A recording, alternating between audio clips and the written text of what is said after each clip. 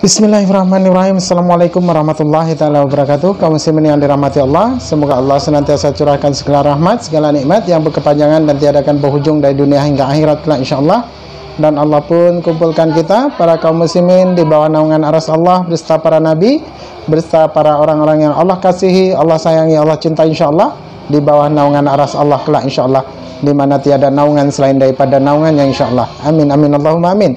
Kaum muslimin, hari ini saya akan mengunggah video di mana mantan murid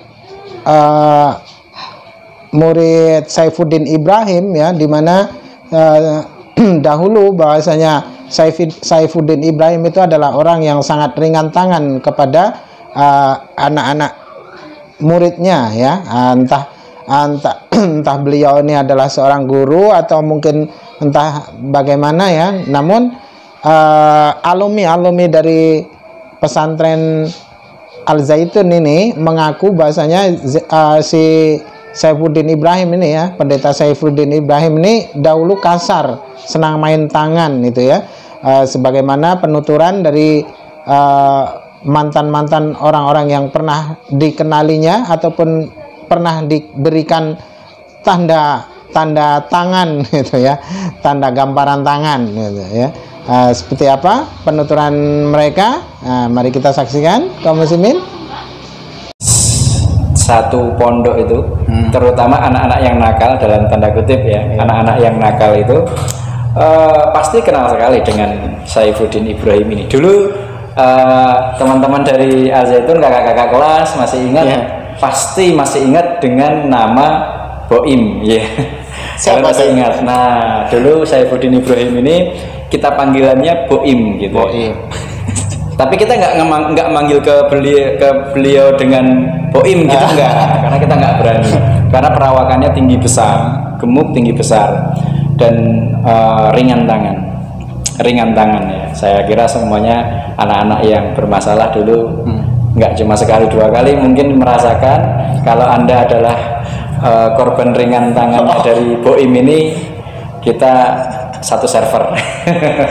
Saya baru ngerti ternyata ringan tangan itu maksudnya. Iya, ringan tangan di sana maknanya gitu. Salah dikit keplak, ya. Dulu nggak ada Komnas HAM di sana. Saya kira memberi kan. Oh, bukan memberi. Ringan tangan itu ini diberi salam olahraga, ya, ceplak gitu. Dalam kasus Boim ini menurut saya dia keterlaluan.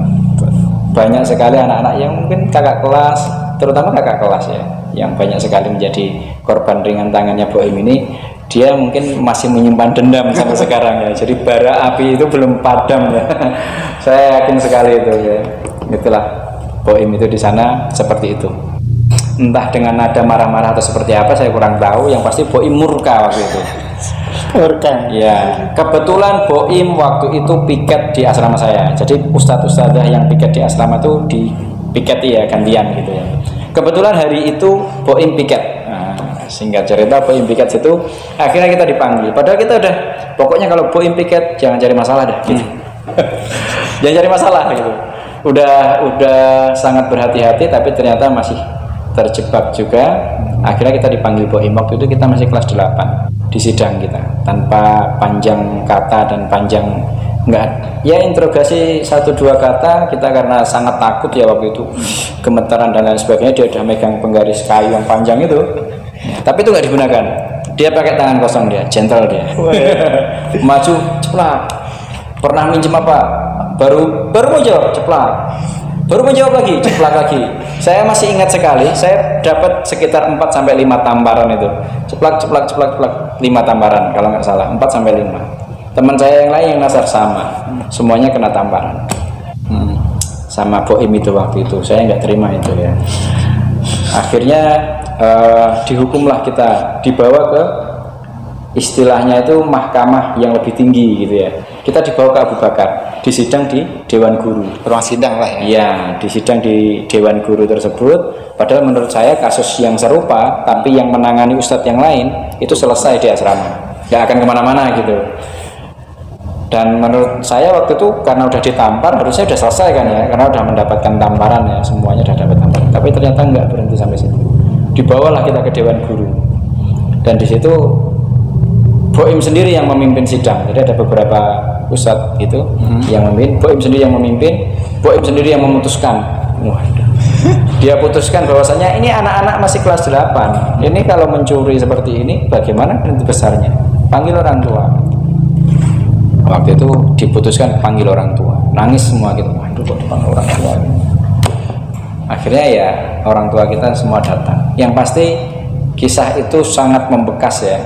Jadi saya itu sama ayah sama ibu sampai nggak percaya kok anakku mencuri gitu ya.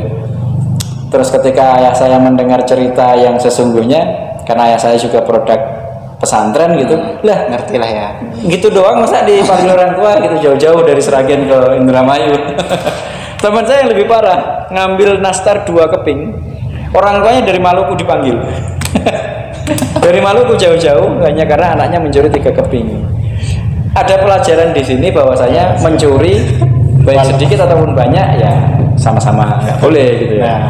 Nah, itulah pelajarannya itu waktu itu. Itulah pengalaman saya yang pertama dengan Boim itu. Pengalaman yang lain banyak sekali ya. Jadi setiap Boim piket pasti mencekam. Dia membuat orang Muslim menjadi murtad, itu yang tidak benar, yang menurut saya salah. Maka video ini mungkin nanti bisa untuk membantu dan menguatkan ya orang-orang yang, bahkan teman saya itu pernah saya ajak nonton dia YouTube-nya itu kan ada banyak itu video-video dia memberikan penjelasan seperti bertausiah gitu ya. Katanya, wah ini memang kalau orang yang terlalu, satu yang imannya lemah, dua yang terlalu rasional, itu pasti tertarik dengan pemikiran ini. Betul, soalnya pemikiran atas dirinya sendiri gitu. Nah itu yang sering dia angkat, mungkin bisa dinotis ini ya, bisa di garis bawah. Yang sering dia angkat pasti dia mengkritisi Nabi Muhammad. Betul. Bahwasanya Nabi Muhammad membawa Al-Quran. Al-Quran kan membatasi istri itu hanya 4, tapi Nabi Muhammad istrinya lebih dari 4. Berarti Nabi Muhammad menyalahi apa yang dia bawa. Padahal itu udah ada penjelasannya ya. Iya betul. Jadi nanti video ini juga jangan dipotong ya, nanti dikira saya membenarkan itu. Itu bahwasanya yang sering dia angkat itu dari beberapa video yang saya tonton.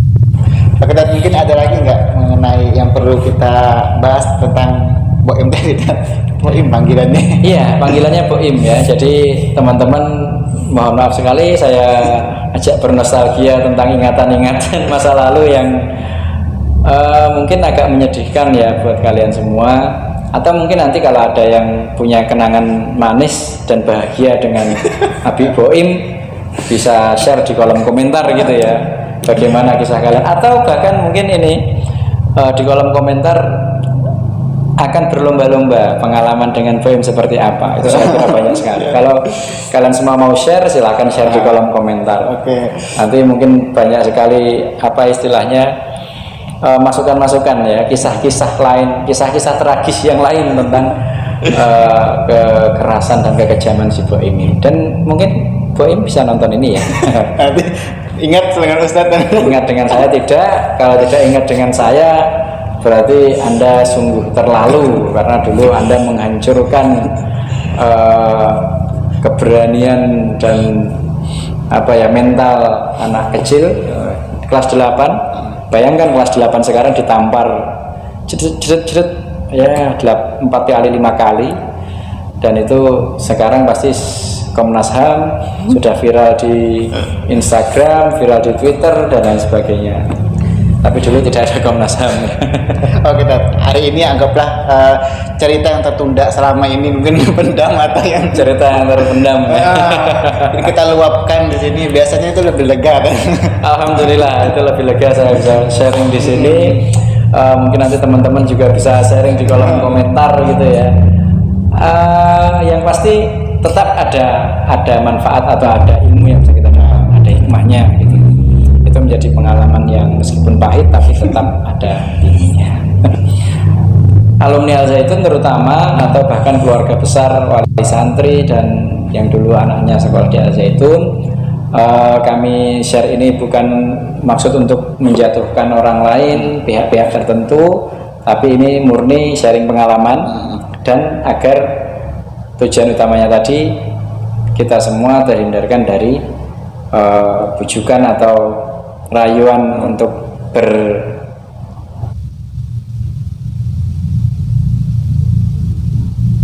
Nah, demikian tadi kaum muslimin ya tentang sepenggal kisah bagaimana perilaku Saifuddin Ibrahim ya, atau pendeta Saifuddin Ibrahim ketika masih di dalam pesantren ya. Si Saifuddin Ibrahim ini acap kali ringan tangan ya, memukul ya murid-muridnya, dan orang yang kasar, orang yang temperamen ya, mudah marah, dan itu pun hingga saat ini ya, sehingga dia terkena penyakit dan hampir mati pun masih tetap sombong ya, bukan hanya sombong kepada umat muslim, bukan juga tidak hanya sekedar sombong kepada nabinya, melainkan juga dengan Allah juga. Masya Allah, derhaka sekali ya, menderhakai Allah ini luar biasa Saifuddin Ibrahim ini ya. Artinya ternyata memang ya, orang yang murtad itu pasti orang-orang yang sesungguhnya tidaklah mempunyai kapasitas dalam keilmuan ya, bukanlah orang yang pintar ternyata memang. Jadi apa yang disampaikan mantan orang-orang yang pernah dikenalinya, orang-orang yang pernah kenal dengan Saifuddin Ibrahim ini sangat sangat kontras sekali dengan apa yang disampaikan Saifuddin Ibrahim, bahwasanya Saifuddin Ibrahim itu senang ngasih makan tukang becak lah, inilah itu ya, tiap hari. Itu ternyata ya dusta, karena dia sendiri pun orang susah dahulunya kan. Jadi apa-apa yang dia sampaikan itu bohong semua. Jadi jelas kita lebih percaya pada orang-orang yang pernah disakitinya ya, pernah ditangani ya, pernah dikasari, dan sekarang angkat bicara, itu malah lebih kita dapat percayai gitu. Oke, demikian kaum muslimin yang dapat saya sampaikan. Semoga menjadi sebuah ikhtibar bagi kita semua. Saya akhiri video saya ini. Wassalamualaikum warahmatullahi taala wabarakatuh.